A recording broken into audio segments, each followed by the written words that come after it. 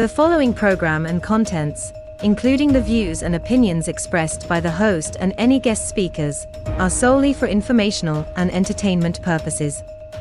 The views and opinions expressed are not endorsed or supported by Relmar McConnell Media Company, the X Zone Broadcast Network, their employees, affiliates, or advertisers. The host and guest speakers are solely responsible for their own perspectives, and their views do not reflect those of Relmar McConnell Media Company, the X Zone Broadcast Network, their employees, affiliates, or advertisers. The information provided in this program should not be considered as professional advice or as a substitute for professional consultation. Listeners and viewers are encouraged to form their own opinions and seek independent advice when necessary. Relmar McConnell Media Company, the X Zone Broadcast Network, their employees, affiliates, and advertisers hereby disclaim any liability for any claims, damages, or losses incurred as a result of the information presented in this program.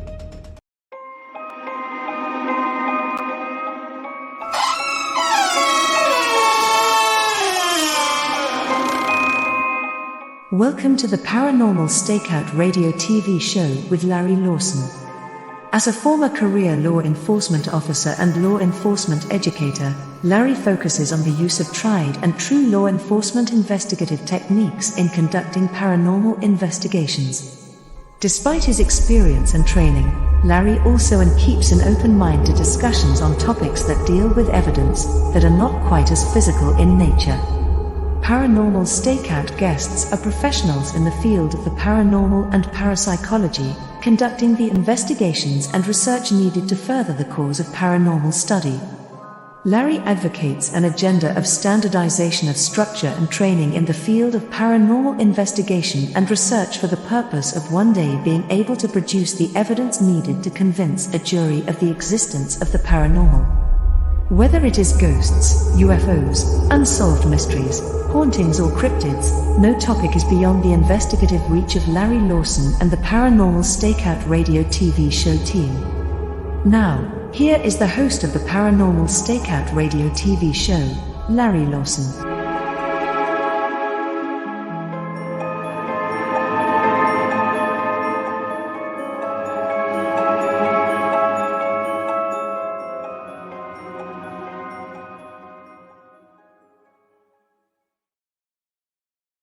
Good evening, everyone, and welcome back to Paranormal Stakeout. I'm your host, Larry Lawson, coming to you from beautiful Vero Beach, the home base for the Florida Bureau of Paranormal Investigation and Indian River Hauntings. So I'm really happy to be back with you tonight. If you'd like to know a little bit about my group, you can check us out on our website at paranormalfbi.com or indianriverhauntings.com. You can also see us on Facebook at Indian River Hauntings 2341. But here we are on the X Zone, and if you want to get a hold of me here, send me a note asking questions, maybe wanting me to explain something before the show begins, you can send me a little note at paranormalstakeout.org, or you can just check out my website for the show at paranormalstakeout.org. As I said, happy to be back with you guys tonight. Fall's coming, October's here, my month, as I like to say.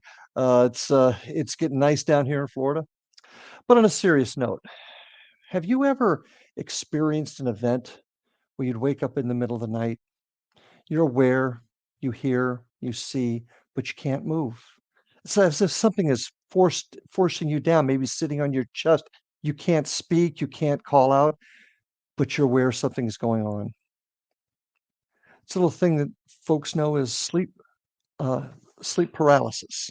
And tonight, my guest and I are going to talk about that and some of the interesting sidebars that come with sleep paralysis. Vicki Joy Anderson is a graduate of the University of Northwestern in St. Paul, Minnesota. She majored in Bible and English with a writing emphasis. After many years in corporate management, Vicki Joy stepped out in faith to become a full-time author and speaker in 2019. So to share with us tonight her thoughts on sleep paralysis and all that goes with it, I'd like to welcome Vicki Joy Anderson to the show. Hey, Larry. Vicki, so happy to have you here tonight. Thank you for joining us. Absolutely happy to be here. Well, like my folks to kind of get to know you a little bit. Can you share a little bit about who Vicki Joy Anderson is? And then want to talk about this thing called sleep paralysis. Yeah, absolutely. Well, this has kind of been a surreal journey for the last year and a half here. Never in my wildest dreams that I think that I was going to be speaking publicly on this topic, because as you know, in the past, you could get into a lot of hot water if you talked about crazy stuff like this. You could be deemed schizophrenic. And, in the old days, they threw you away, locked you up in padded rooms for talking about stuff like this. So Oh, in my business, your boss would send you for a psych exam, a fit for duty exam. exactly, So I totally exactly. understand that.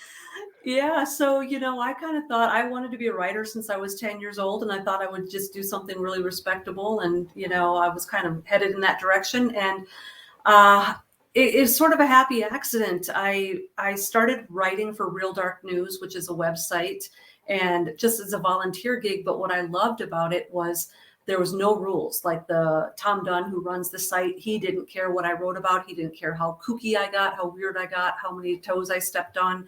And so without really any boundaries, I started exploring more and more and more of these things that I've always wanted to talk about, because now I was actually being allowed to talk about it. And what really surprised me was, instead of a bunch of hateful comments and hate mails and, hate letters, people started coming out of the woodwork that this has happened to me as well. And what I kind of thought was just sort of this obscure group of people that were maybe delving into the occult or playing with Ouija boards. Actually, no, Larry, it's amazing. Thousands and thousands of people are saying that this is happening to them, has happened to them since childhood, has hounded them. Many of them don't know why. And it's not just happening to people on drugs or people who played with the Ouija board. It's happening to everyday, ordinary people. The most common demographic of people that contact me to talk about it are women in their 60s and 70s who have dealt with this their whole life. And maybe that's just, those are the types of people that are willing to talk about it. There's a lot of people that maybe aren't ready to talk about this stuff. But the fact is, this is happening to people who are Catholic and born again Christian. This isn't just something that happens to people who are hanging out in graveyards and wearing Megadeth t-shirts. So what you're saying too is it's not just an occasional event with some people. It is a common, like maybe weekly or twice a week occurrence. Yes, there are some people, and in fact, I'll put a statistic to this. I did a survey amongst my own followers about a year and a half ago, and this was a combination of people that followed me and Ellie Marzulli, who published the book Through Spiral of Life. And so this was a demographic of men and women of all ages, all over the country and in other countries, of varying religious beliefs, agnostic all the way to flaming evangelical, right? So this was kind of the gamut of people. There was 250 people in this survey. One of the questions was, how often have you had sleep paralysis? Never, once or twice in my life. The last multiple choice option was, it's happened consistently over the course of my entire life. And I expected that to be less than 1%. I really didn't expect that to be high. And out of the 250 people surveyed, it came out to just under 35% said that it hounded them their entire life. Now, you are also an experiencer of sleep paralysis. Is that why you headed down this road? Yeah, I think so. It's funny. When I started writing for Real Dark News, as kind of my preliminary, test article, that I was sending in as sort of my example of my writing. One of the things I had said was, they had said, what kind of things can you write on? And I wrote sleep paralysis, just thinking like, well, I've had it my whole life, so obviously I can write on it. And so they kind of called my bluff, and they wrote back and said, write us an article on sleep paralysis. I'm like, well, I could do this in my sleep. I'm a writer and I've had this my whole life. And as I started to write the article, I felt like, well, I don't want to just write what's already out there. It's worthless to just copy and paste out of an encyclopedia. Like, what really is sleep paralysis? Who does it target and why? And I realized that even though I had had this my entire life, I really couldn't answer any of those basic questions. And the narrative like that you get online, much of what you have online is a bunch of garbage. It's a bunch of pseudoscience. It's a bunch of gaslighters. It's a bunch of scientific method, left brain people trying to poo-poo it. And then you've got, people on the other side of it, you've got the evangelical side of it where every single thing it's all demons and you opened these doors because you did something bad. And there's really not any intellectually honest explanations online for what it is. And so I decided I don't want to just write an article and be done with it. I really want to get to the bottom of this. This is something I've experienced my whole life. Why? What did I as a 3-year-old do to open a door? According to the church's explanation, you open these doors. Well, what did a 3-year-old do? And so it took me probably a good 3 weeks before I even had a breakthrough where I could start that article. And it ended up being a 2-part article. And once I had opened the door and had a couple aha moments through the research on those original 2 articles, I realized I think that this could be a book. And I sat down and very easily was able to put together a summary of chapters. And it took me about 1.5 years to write the book. And I just really wanted to come up with an explanation better than narcolepsy, drug and alcohol addiction, and Ouija boards. There's got to be something more to this than what they, in quotations, are telling us. It's interesting you mentioned narcolepsy. My father was narcoleptic, so I'm very, very familiar with that. We've talked about the background and how many people have been affected by this, but describe what sleep paralysis is, maybe in general terms, or maybe even if you could, what you've experienced for those of us that have not had that happen. Sure. So the most generic explanation you're going to get, and this is the most common explanation, and I think the reason it's the most common is because some of this stuff gets so horrific and so graphic. Some gets violent, some gets sexual. And we're just starting to enter into a phase now where people are willing to tell you the whole story. But let's go 20 years ago up until now. The part of the story that people are willing to share because they feel like people won't think I'm totally nuts if I go this far. The typical thing is they wake up, they can't move.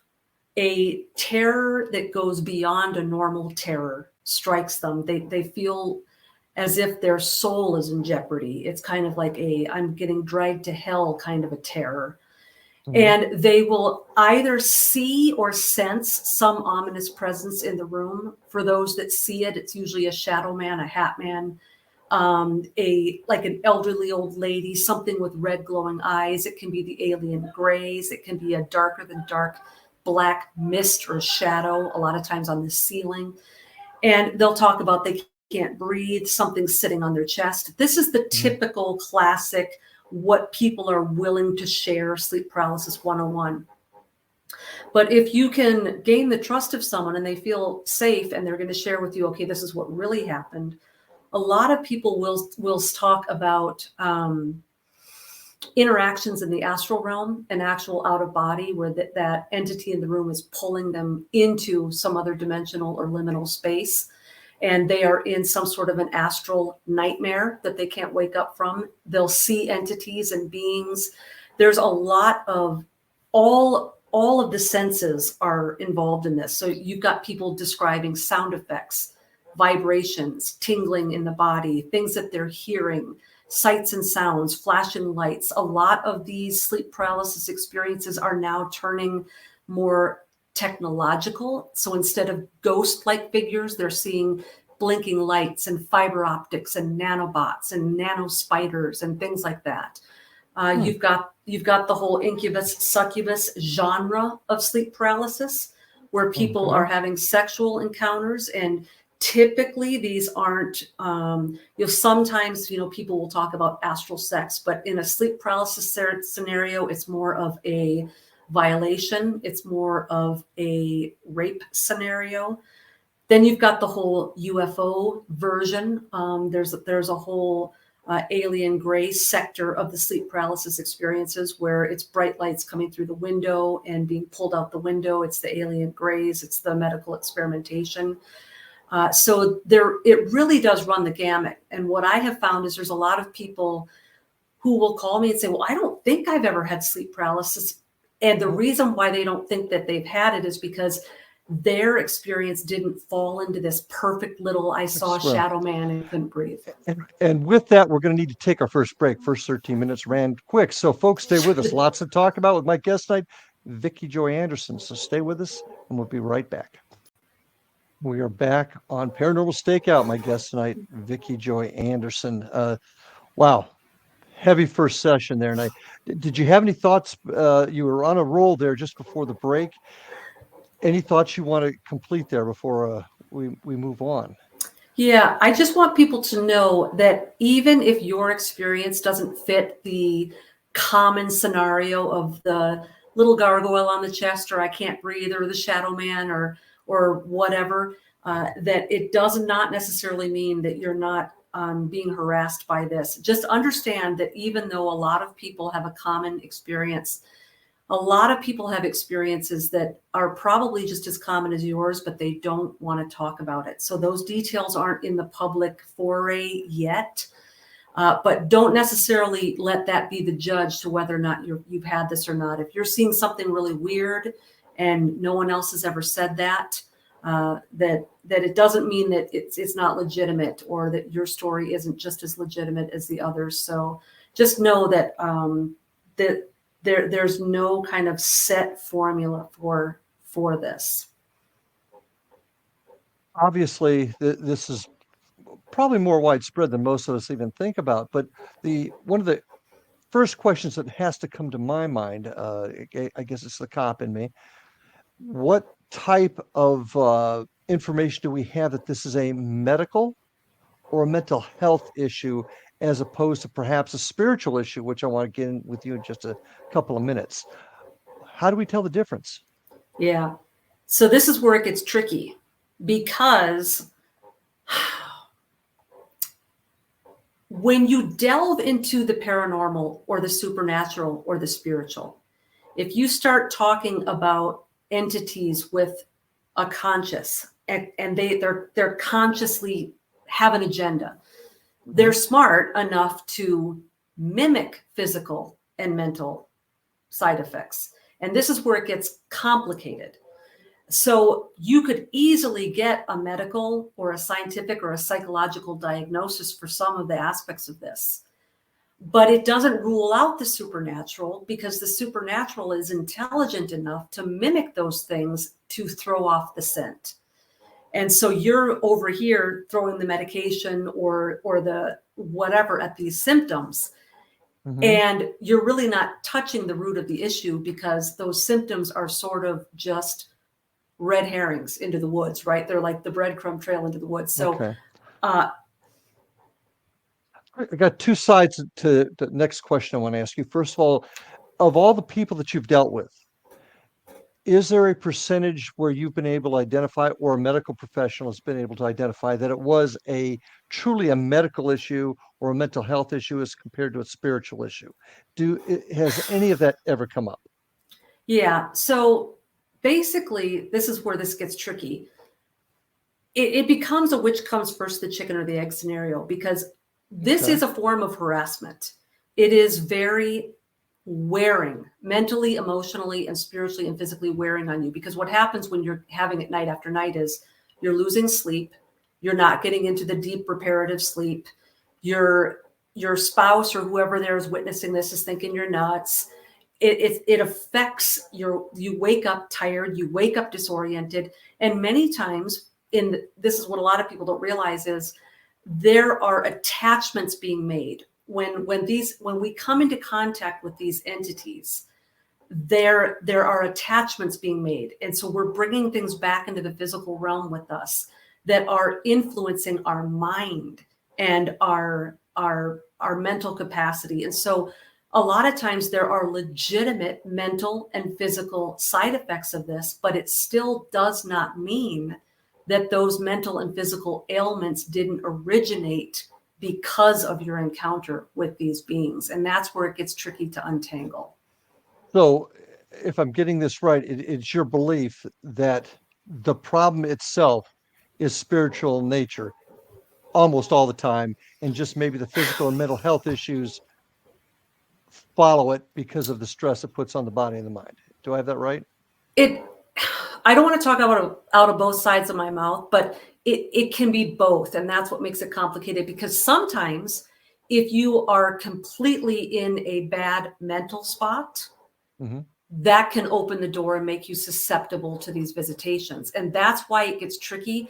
That's why I tell people in the book, the doctors and the scientists and the psychologists and the pastors on the paranormal people all need to sit down at the same table and share their notes. Because if a doctor says this is 100% of the time, there's a logical explanation to it and there's a medication for it and we're done.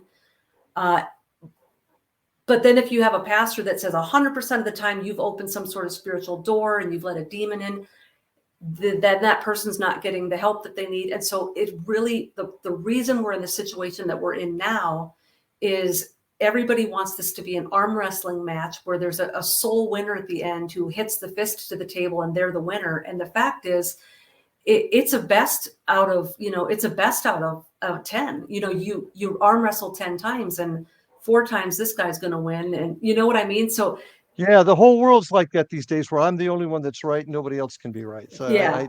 I get you. So we've talked on the periphery here about spirituality and faith here.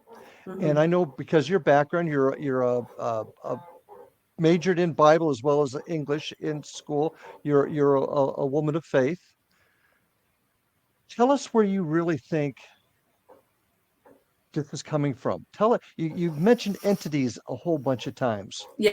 Tell us what you see those entities as being, and how have you come to those conclusions? Okay, absolutely. I'm going to be extremely forthright here. And this is kind of where the people on both sides of the table say, I don't want you, like neither one of them want me. But this is what I think. I know that the church wants all of this to be a demon. Every alien gray is a demon. Every shadow man is a demon, et cetera, et cetera. Here's where I split hairs on that, because I did study Bible and I did study this stuff, and I did have these experiences.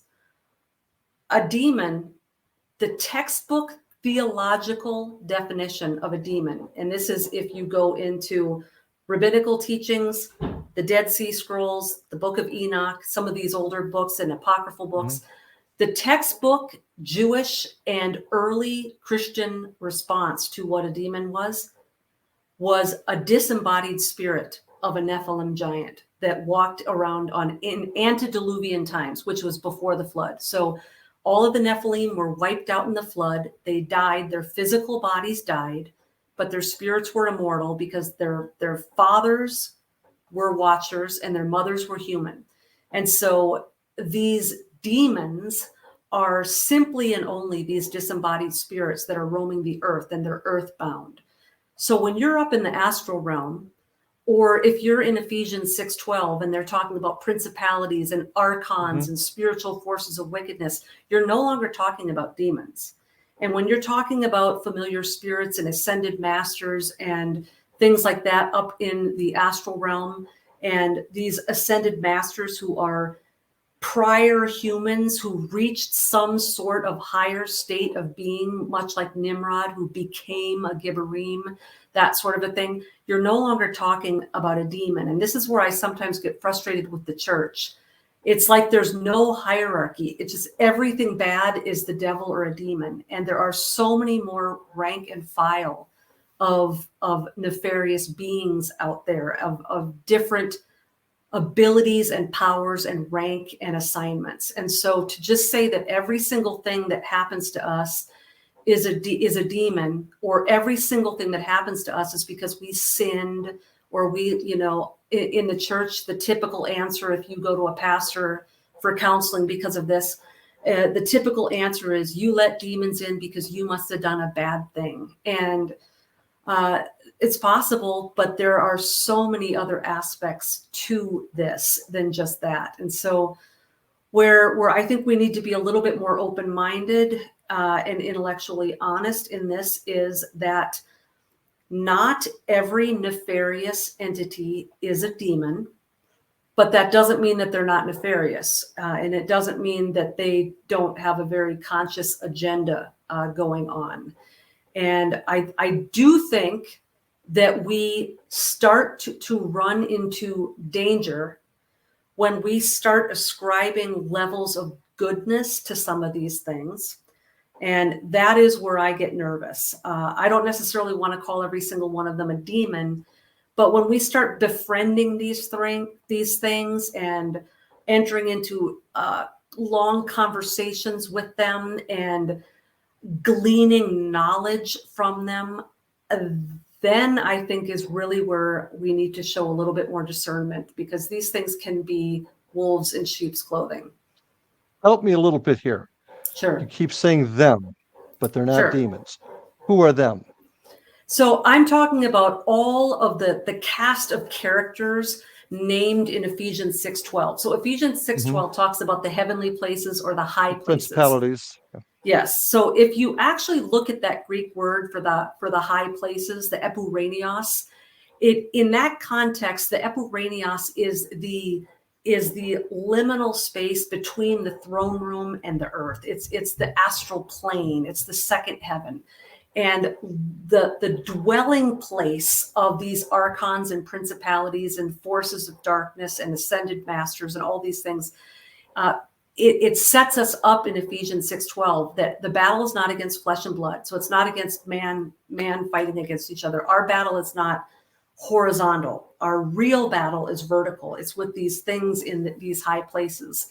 And so because of the way it's worded in Ephesians 6:12, it's telling us to be on guard, because the things that are in the heavenly places are our enemies and they are at war with us. And so whether it's an archon, a principality, a ruler, a spiritual force, an ascended master, an angel of light, a fallen angel, a demon, we have so many names for them. But if their dwelling place or the space in which we go to contact or communicate with them is in a place that has been designated as a place where the enemies of man live, then no matter what sort of costume they put on or what they offer us as gifts, or whether they tell us we're chosen ones or we're going to help them save the planet, we have to be leery that these things could be leading us down a primrose path.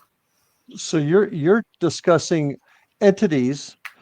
The traditional thinking is you have heaven and all the angels, and then you've got all the bad guys down below.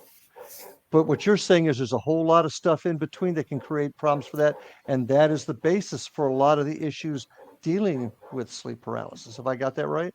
Yeah, absolutely. I believe that sleep paralysis, just like the UFO scenarios, sleep paralysis is an abduction scenario.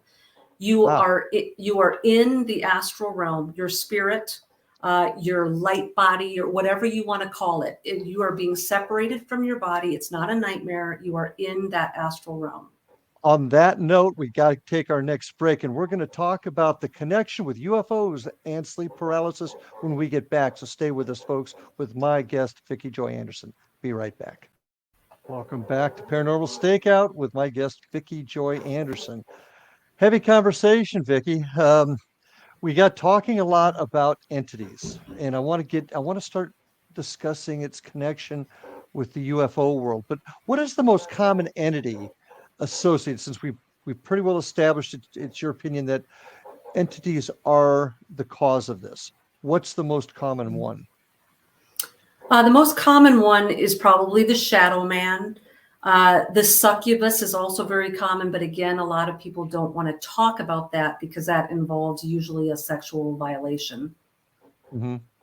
And succubus, incubus, if you can explain that. Sure. So an incubus is the male energy iteration, and the succubus would be the female energy iteration. These are entities or demonic presences, whatever your frame of thinking is, but they actually sexually violate the person. So it's not just I can't breathe, I can't move, but now they're being violated in some way. And that's another area that sort of overlaps with some of the UFO abduction experiences, as those can sometimes be sexually in the more like genetic realm. How common is that? I believe it's more common than most people, that it's the part of the sleep paralysis scenario that no one really wants to talk about. And even if you don't get the incubus or the succubus, or you don't get the rape scenario, a lot of people will have experiences where the sleep paralysis experience is what comes after a very explicit dream, which I think is actually an incubus or succubus experience in the astral realm. I think sometimes that's more than just a dream, but it's more of a dream scenario. But then you've got another whole group of people that are now coming out, probably because things that were taboo to talk about are no longer taboo. And now I have many people who have told me that the sleep paralysis that they had from childhood was a grooming sort of a situation, and that a lot of this sleep paralysis stuff that they were having in childhood was an early sexual awakening that in later in life led to various sexual addictions, et cetera, et cetera. And I'm hearing more and more people contact me telling me about that. So what I'm hearing is that this isn't just somebody stopping by to keep somebody awake at night. This is something that the victim, if you will, is chosen at a young age and then systematically attacked over years. Yep. I very much do think it is a somewhat of a grooming process. And I don't just mean that sexually. I even think that it is sort of a re-education program. A lot of the people that have spent most of their life astral projecting or interacting with these beings from these other dimensions, they have a certain theosophical lens through which they see the world. And when you look at some of the people in the 18th and 19th centuries, 20th century, who are still extremely influential writers, and their textbooks and their teachings are fundamental in science and medicine and literature and art. I'm talking about the Blavatskys and the Galens and the Lovecrafts, etc. They were card-carrying theosophists and astral projectors, and much of their writing was automatic writing and direct quotations and dictation that they were receiving from ascended masters in the astral realm. So motive then, if this is a systematic attempt to control, transform, evolve a person in this realm, the realm that we're familiar with, what's the motive? Why is this happening? Sure. I'm glad you used the word transformation, because that's kind of like the key word that if I could summarize my book in one word as to what the end game is, it is a complete and utter global cultural transformation. And, you look at the Lord's Prayer where it says, on earth as it is in heaven, right? And so you have this whole concept from the book of Genesis on, where right from the very beginning, when Moses and Abraham were shown glimpses into the heavenly realm, the tabernacle that they built in the wilderness was a replication of the one that they saw in heaven.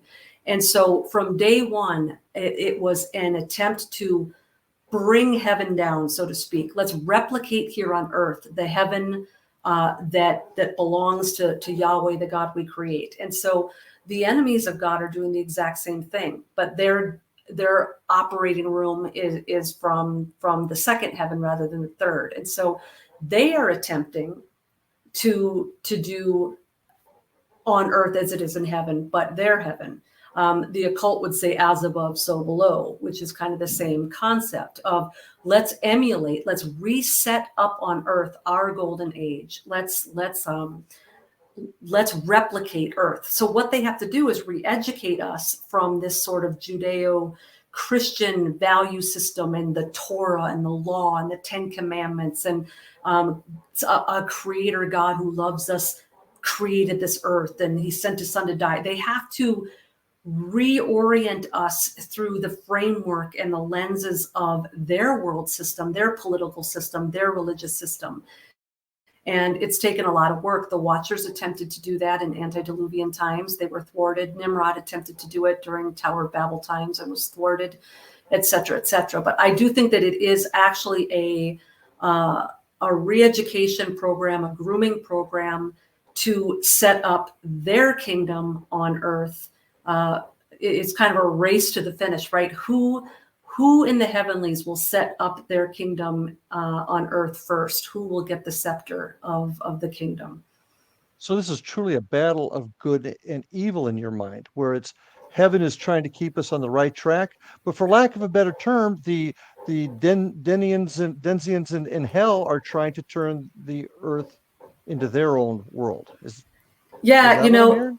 absolutely. I mean, it sounds like the most cliche thing in the world, but why are we as a culture obsessed with this concept? Almost every movie we go and see, it's some saving the world, it's some superhero, it's some DC Marvel, and if you delve into the depths of a lot of those DC and Marvel comic books and the Transformer franchise, which is all the Black Cube and the Kabbalah, and this is ancient mythology being retold. And so if we were to go back in time, 10,000 years and tell the story of Superman who came down, from his planet that was destroyed, and if we told the story of, Thor and Loki, if we told the story of, the Transformers, they would have different names. They wouldn't say Superman and Thor and Loki. They would have different names, but they would know exactly what we were talking about, because this is all just ancient mythology being The retold. Romans and Greeks, I mean, Yes. they basically use different names for the same person. Exactly. I totally understand. Interesting.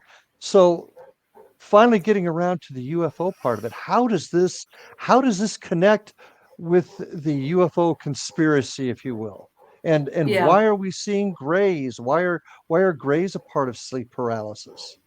Yeah, absolutely. So, well, this is a lot. So with the UFO phenomenon, that can happen during a sleep paralysis scenario, but it does not have to, because we've all heard the story about, the people in the cornfield or out on the camping trip or, whatever.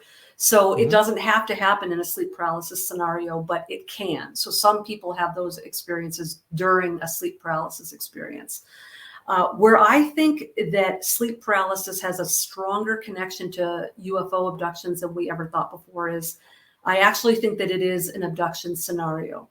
And one of the most clever aspects of the sleep paralysis abduction scenario is that we miss the missing time, which is usually the tip off that something happened. So with a UFO abductee, they don't remember what happened. They saw a bright light or an orb or a ship or something unusual, and it seems like a split second later they're in their car, but there's something about what's happening in the physical realm that tips them off that they've lost time. The sun has gone down, they're 100 miles down the road, 3 hours have gone by. So they know something happened simply because there's time missing that they can't account for. Well, when you go to bed at night and you sleep 5 to 8 hours, when you wake up in the morning, you are never going to question what happened to that time. And so if that's the only tip off that you have had some sort of interdimensional conflict, you're going to lose that in a sleep paralysis scenario. And then you're going to go online, and every channel or website that you possibly find will say sleep paralysis is when you wake up in your bedroom and you can't move. And so if you don't know you have missing time and you believe all of the narratives online that this is just one of those, I woke up too fast and I ate pizza before I went to bed and I should maybe be taking melatonin or something, you're never even going to suspect that you are an abductee. And it's an extremely covert way of doing this. And I can delve into that deeper, but I don't know where we are with time. So I want to make sure we... We're going to need about 3 days probably for that. Right. Okay, two issues here. First of all, so are you suggesting that when people normally sleep, they're perhaps going through this and don't realize it? Yes, I do. And now I don't think that for people that know that they have sleep paralysis and they're harassed by it their whole life, what I don't think that we're properly understanding is we think that the sleep paralysis episode is that 5 or 10 minutes when we wake up in our bedroom and see a shadow person or feel. And what I'm trying to tell people is what's happening typically is you're in the dream state. You're deep in an REM cycle and you're having a normal dream. And it is usually within the dream that the dream turns sinister. The sleep paralysis starts there in the dream state. You hear the vibrational sounds. The dread comes on. You're like, oh no, it's happening again. And then instantly you wake up. So it's this seamless transition that you wake up from a nightmare, and thank God I woke up from the nightmare, but I woke up so quick that the nightmare is still kind of playing out in front of my room. And I hate when that happens. But what I'm saying is, just like the UFO abductees who have sometimes hours of missing time that they can't account for, just because your brain thinks that there is a split second between that nightmare and your waking up, we always think that the nightmare woke us up. What my personal experience is that it happens deep within the REM cycle. And what I think is happening, this is my theory, I'm still studying this out. I'm still talking to other people who've had the experience, but what I want to do, hold on just a second, because yes, we're out of time. Coming up in the next break. I want you to hold that thought because I want to get it in one straight line, not having it broke up. So folks, we still got one more session to go here. So stay with us. We'll be back right after these messages. Welcome back, everybody, for this final section of this evening's Paranormal Stakeout. Before we get going, want to remind everybody, if you'd like to check out and see what we're up to down here in Florida, go to our website at paranormalfbi.com or indianriverhauntings.com. Check us out on YouTube at Indian River Hauntings 2341. Get a hold of me at coastguideparanormalstakeout.org and send us a message. If you got any questions, we'll bring it up at the beginning of the show. And you can also check out all my programs at paranormalstakeout.org. But I also want to remind you to take a look at all the great programming at xzbn.net. That's the X Zone Radio and TV show broadcast network for all the great shows that are on here. So check those guys out too. A lot of terrific shows. And Vicki Joy, you've got a book. Can you tell folks about your book and where they can find out more about you?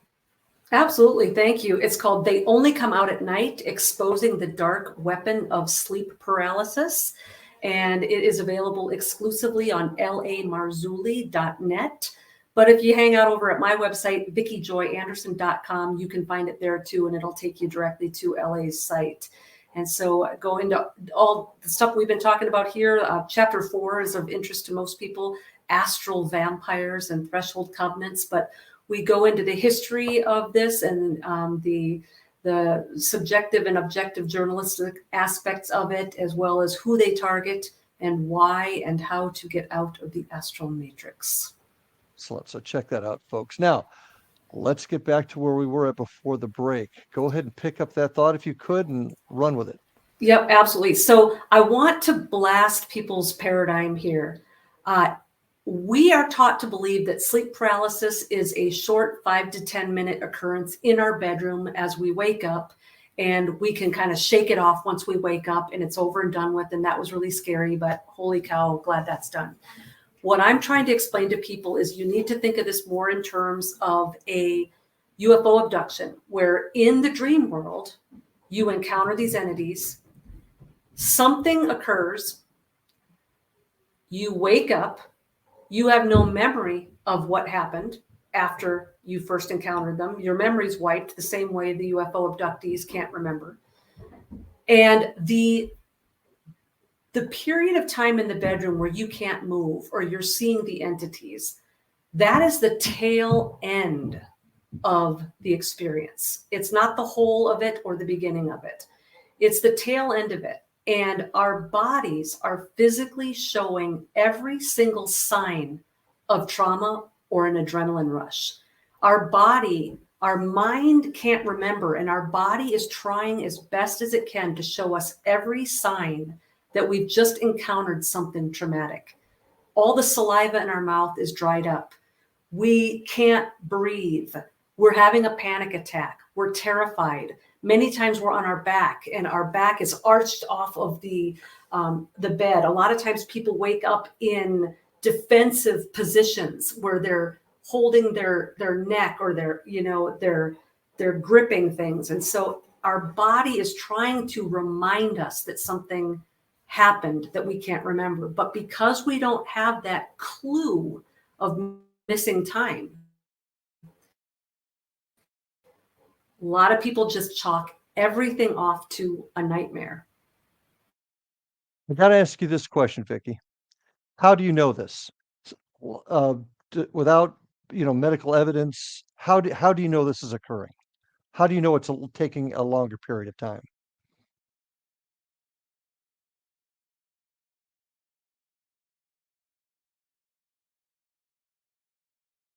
Vicki, can you hear us?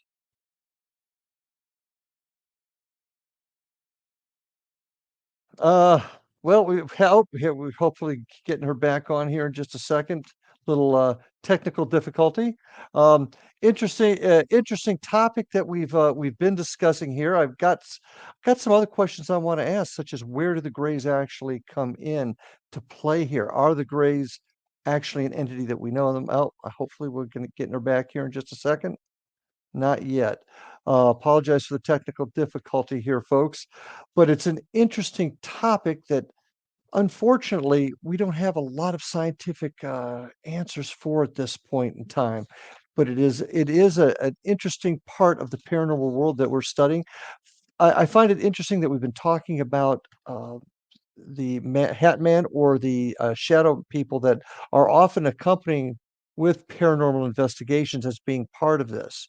The big question we have to ask though is this psychological, or is this truly entities from another dimension interfering with us? And those are the questions we have to ask.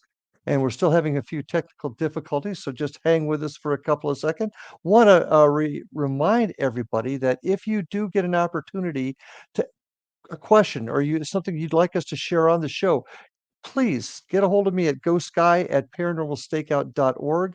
Would love to hear from you. Would love to get your thoughts and comments on the show, and we'll do that at the beginning of each show. So I want to recommend that you do that.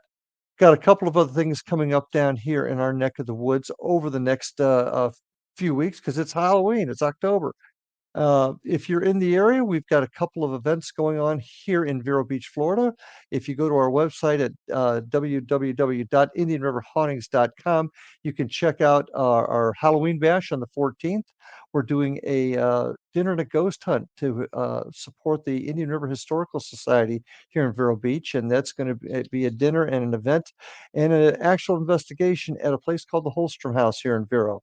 So if you're in the area, check it out, or if you want to just come down and learn a little bit more about the history of Vero Beach, give us a call.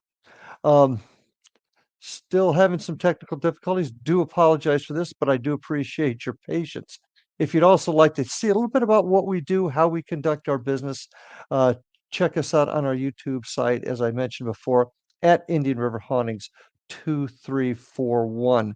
And you'll see not only some past shows that we've done uh, with Indian River Hauntings, but also some investigations and a couple of productions that were put out where we were followed by a camera crew at some of our investigations. I think you might enjoy that quite a bit. Do join uh, Rob McConnell for their Halloween bash. I do believe that is on the 14th of the month. If I've got that wrong, Rob, let me know. Because I'd like all of you to maybe pop on to xzbn.net and check that program out if you can. Next week, you might want to tune in next week. We have another show, and this will be in with a guest, Micah Dank. He's going to talk about hidden codes of the Bible. So it's going to kind of almost fit right into what we're talking about here with maybe some of the stories and the mysteries the Bible is trying to tell us about the other side. So I would highly recommend you tune in for that show next week. So and it'll be out on not only on Spreaker but also on YouTube, and you can find it under Larry Lawson Interviews, Michael Dank, or any of the guests that I've had on here. So with sorry, I just got a little distracted. There was something on the screen where I was hoping we'd get Vicki Joy back. That was a tremendously interesting uh, discussion, and I'd recommend you do get her book. It does answer quite a few of the questions.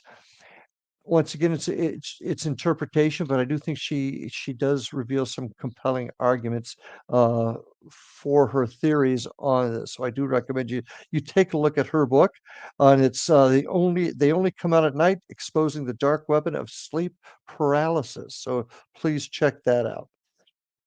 So with that, folks, apologize for any technical difficulties tonight. Was a great show. Thank you for staying with us. Please take care of yourselves. Give your kids a hug. Take care of your family. Until we meet again, we'll see you on the other side. Have a great night, folks.